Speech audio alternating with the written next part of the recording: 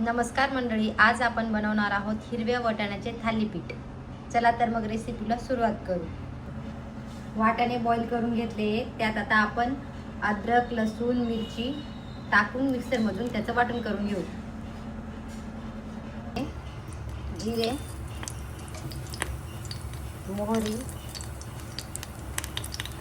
हिंग, बारीक चिरलेला कांदा, चवीपुरता मीठ।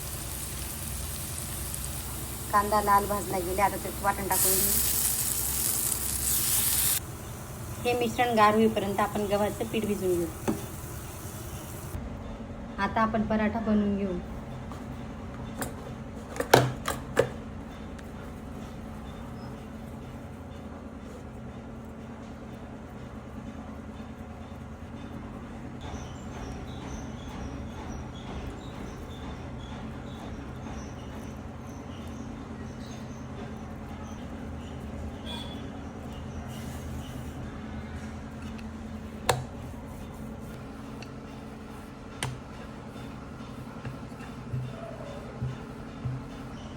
आपला पराठा लाटून झालाय, आता आपण त्याला भाजून घेऊ।